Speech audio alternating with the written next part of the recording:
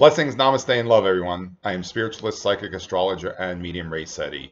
As always, I thank you for allowing me this opportunity to share with you my astrological and spiritual insights.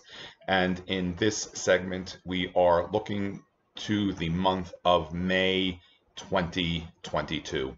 As I've touched upon in the last video, we are in our eclipse season. On April 30th, we had a solar eclipse, which is an intensified new moon. A solar eclipse does suggest that we are embarking upon an extended cycle of experience. So as I inspired all of us to embrace in the last video, it's an opportunity to plant some powerful seeds that will remain with us for a longer duration of time. Just as a new moon begins a new cycle on a month-to-month basis, a solar eclipse, because it's an intensified new moon, prepares us for a longer cycle of experience, up to 6 months, and many times these energies will remain with us for many, many years. On a personal level, it's really dependent upon the exactness of how it is fitting into our astrological charts, just for a more personal understanding. Now, we are coming to our next Mercury retrograde, and as always, I do inspire us to recognize that all planetary phenomena, including a Mercury retrograde, is designed to serve a greater purpose. Mercury will move retrograde on May 10th. It will remain so until June 3rd. That's the day when it changes direction and begins moving forward.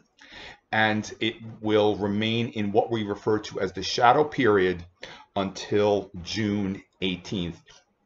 Even though it moves direct on June 3rd, it does take a little bit of time before Mercury moves full steam ahead. And that June 18th period, that shadow period between June 3rd and June 18th, that's when it begins picking up speed. June 18th is the point when Mercury moves past the mark where it moved retrograde. Then we are completely out of the retrograde cycle of experience. As I said, remember the retrograde, it's a time to reflect, to reconnect. All the RE words, that's what we employ during the Mercury retrograde. It's a time to step back. Now, this Mercury retrograde is in the sign of Gemini. Gemini is Mercury is the planetary ruler of Gemini, Gemini being communication. So it's possible that during this Mercury retrograde phase, communications can potentially be more challenging. We may even experience additional delays with travel, misinformation, miscommunication. And again, nothing to be frightened of, to be aware of. So perhaps this might be an even greater time for us to really step back from everything which is occurring in the outside world and reflect. Remember and reconnect perhaps with those who you may have lost touch with. If there are any writing projects in the works, because Mercury is the element of the mind and thoughts which facilitates the writing process. Gemini is the sign which most represents writing and communications. It's time to reconnect with things that we may have been in the works in terms of writing projects. It's a time for us to reflect on the power of the words and communication. Remember, there is a reason as to why vocabulary is referred to as spelling. With the words and with the thoughts, we cast spells. The creative process begins first in the mind with the thoughts and the intentions, Mercury, Gemini elements, and then words, thought, word, deeds, which is the creative process. So this Mercury retrograde is an auspicious opportunity to remember the power of our thoughts and the power of our words, and to perhaps allow ourselves to be very dedicated, to be aware of employing a congruency between the thoughts and the words. I learned a long time ago to always be abundantly aware, to always mean what I say, intend what I say, and say what I intend. When there is a congruence between the thoughts and the words, when those alignments are equal to one another, then certainly regarding the creative process and bringing to form our desires, we're much more effective. But we also enjoy a much more harmonious experience when there is that balance, that congruency with the thoughts and the words.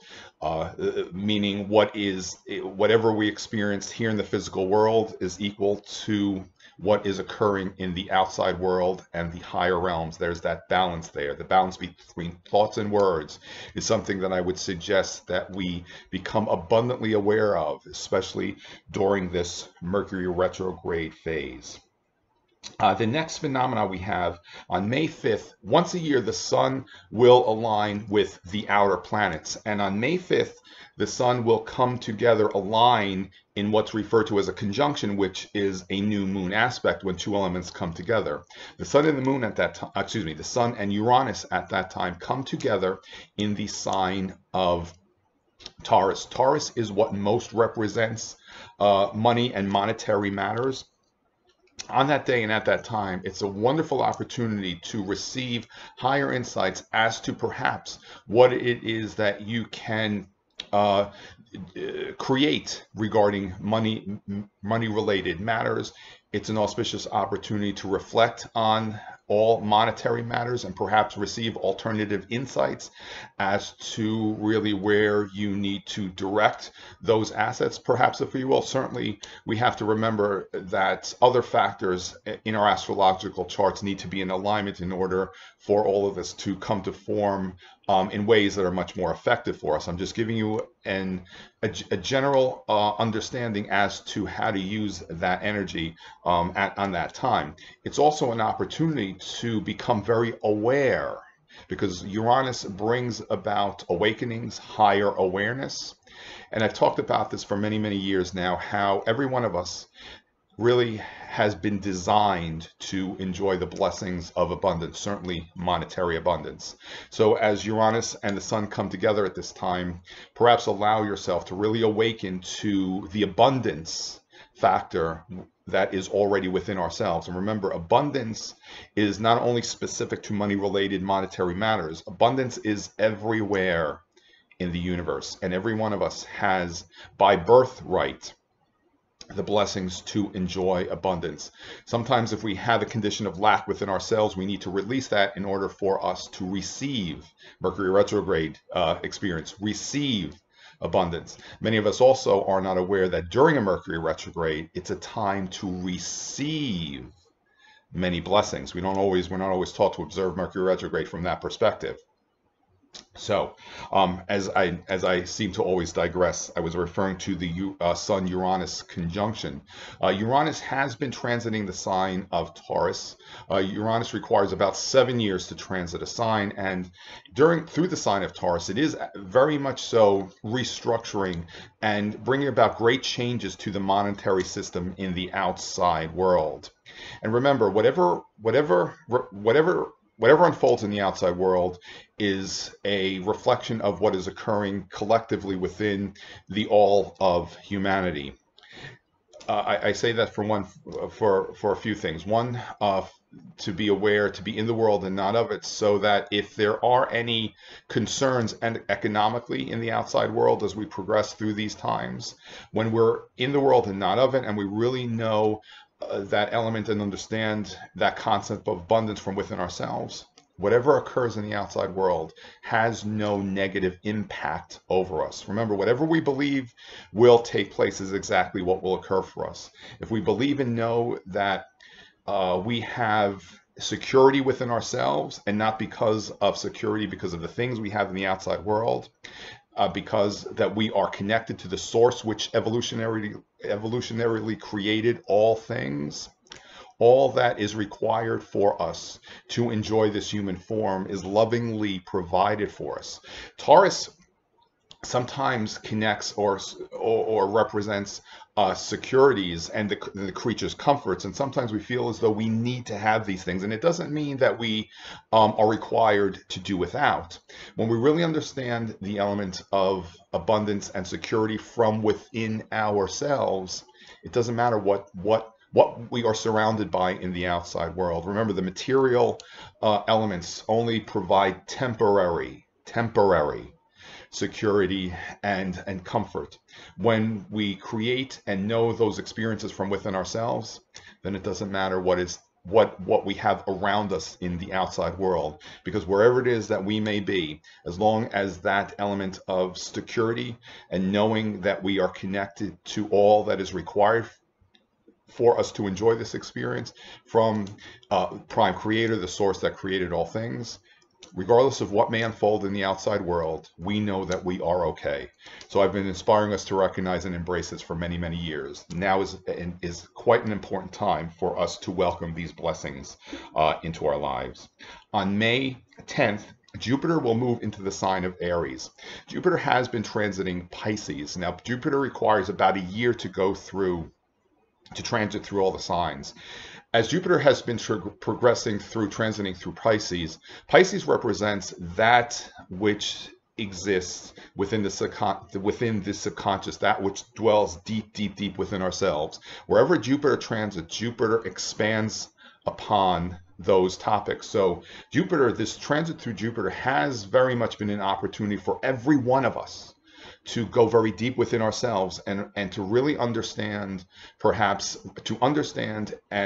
reprogram the conditions which many times we're not aware of are embedded deep within ourselves, that sometimes cause us to perhaps behave in certain ways, and also may bring us experiences that we don't always desire.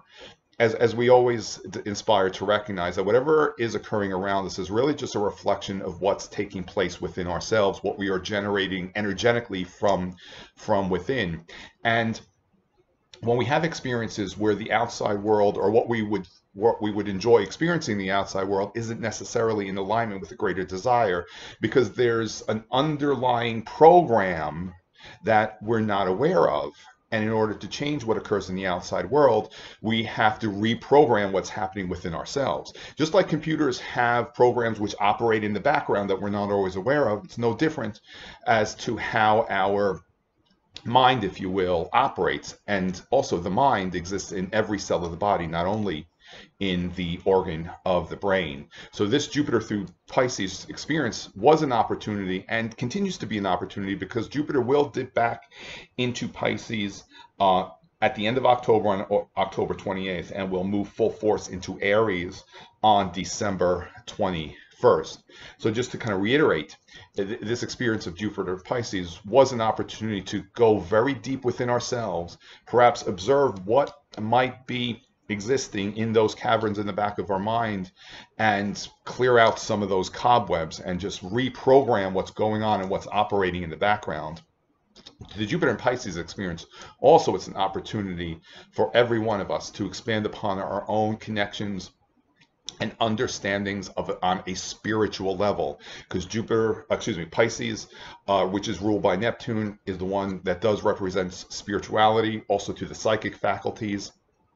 This experience has given us an opportunity for every one of us to remember our own connections with the spirit realm, and every one of us does have a little psychic within ourselves. You know, I've always touched upon how every one of us has the opportunity to really become very aware of these connections with the spirit realm, not necessarily to go out and conduct psychic readings, if you will, but to be very aware how spirit is present with us to always and forever guide us, inspire us, protect us, and watch over us.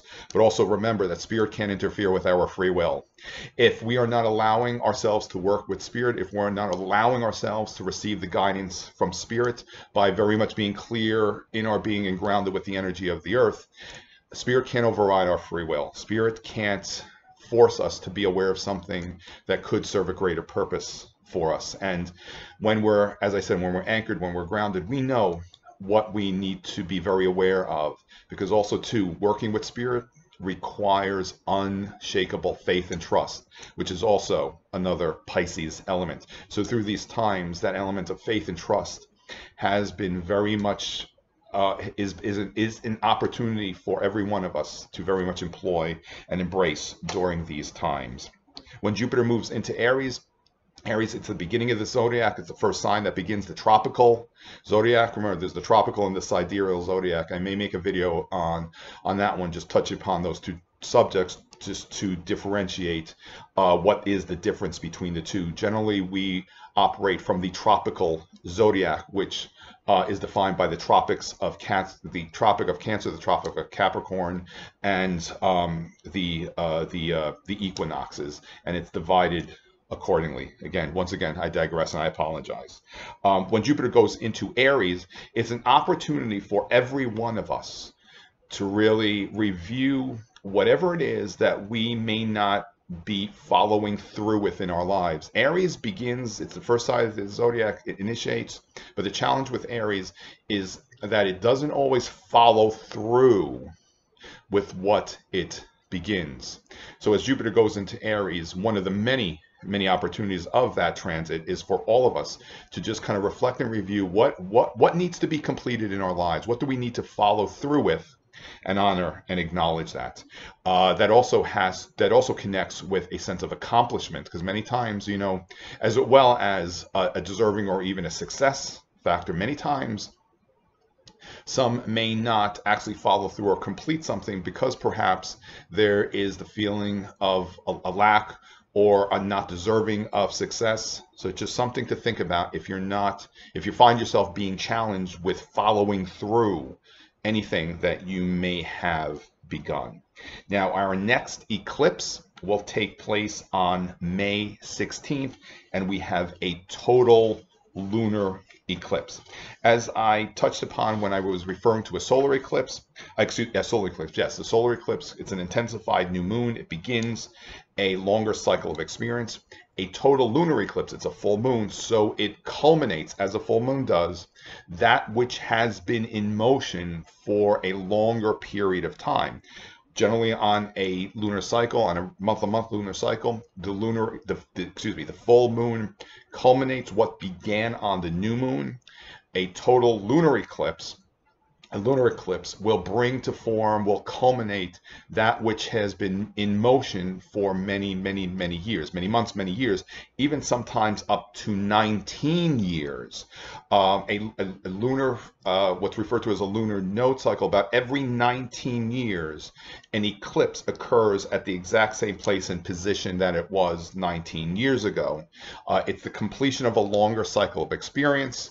And it also begins, as I said, also as a longer cycle of experience. A full moon and an eclipse can indicate a time of endings, culminations, but it also can be, in some forms, beginnings as well. And again, it's always dependent upon how all of this is connecting with us on a personal level in our astrological charts. The lunar eclipse is in Scorpio. It's coming to the later degrees of Scorpio. It's about between 25 and 26 degrees of Scorpio. And Scorpio, when eclipses occur in either Scorpio or Taurus, they can potentially have an effect upon the economy, economics, whether it's negative or positive. It's all dependent upon what's being generated collectively. In the sign of Scorpio, Scorpio at its lowest form represents one who disempowers another, like, for example, one who disempowers nations, such as a dictator. The higher vibration of Scorpio is one who empowers another. I've talked about for many years how the collective of the people have been under control and suppression of some very dark and evil forces, and we may continue being shown where all of these sources originate. You know, and certainly it's nothing to be fearful of. Scorpio can potentially generate, or accumulate rather, debilitating fear. I have a video which is entitled Fear Which Interferes that I would suggest, if you'd like to know a little bit more about how fear interferes, to perhaps review that video. But this full moon in Scorpio is an opportunity, because a full moon is a time to release. It's another opportunity to release deeply embedded fears which always interfere with our joy and our wellness, but also to not be fearful of what may be occurring in the outside world. Remember, it's all designed for a greater, higher purpose for every one of us. On May 20th at 9:22 p.m. At Eastern Daylight Time, the sun moves into the sign of Gemini. As I touched upon earlier in this video, Gemini is the sign which most represents communications, the thoughts, the words. So as the sun transits the sign of Gemini, it's another opportunity to reflect upon the power of our thoughts and our words, the power of the mind, to allow yourself to be very aware as to all the words which you declare and you state. I believe it was in chapter 3 of my book, I stated that if we were to allow ourselves to honor and acknowledge all the thoughts that we generate, all the words that we state in any given day, in any given moment, we would allow ourselves to completely recognize how we are creating our realities. Always, I suggest, speak all things from a place of love. And perhaps at this time, allow yourself to be very dedicated to declare all that you state from a place of love. We have our next new moon coming up on May 30th, and as always, I touch upon what is referred to as the balsamic moon phase, which is the few days which lead up to the new moon. Our next new moon is on May 30th. It's at 7:30 a.m. in the sign of Gemini. But the balsamic moon phase begins on May 26th at 7:35 a.m. Eastern Daylight Time. That is the opportunity to prepare for the coming lunar cycle. And again, just to reiterate, we're talking about a lot of Gemini things this month. Perhaps during that balsamic moon phase, allow yourself to reflect on your employment of words and your own personal thought process, and to allow yourself to be very open and receptive as to the many tools available as to how to really understand how to work with the thoughts, the power of the mind, and to lovingly declare all your intentions with the power of those words, incongruent with your thoughts and your desires. I'm always emphasizing the importance of meditation. The balsamic moon phase and this new moon certainly is an auspicious opportunity to employ and embrace meditation as a powerful tool for us to really work with on any given basis. It was a long time ago in my early 20s when I first began embarking upon and in bringing meditation into my daily experiences. And since then, literally a day does not go by that I do not dedicate time towards meditation. Being who I am and pursuing this most unconventional path, the tool of meditation is something that is so powerful for me, because meditation allows us to really, one, to quiet the mind, and to harness and really channel the information that is being shared with us from the higher realms. You know, when we're not anchored and grounded, the thought, the energy of the mind can potentially run amok.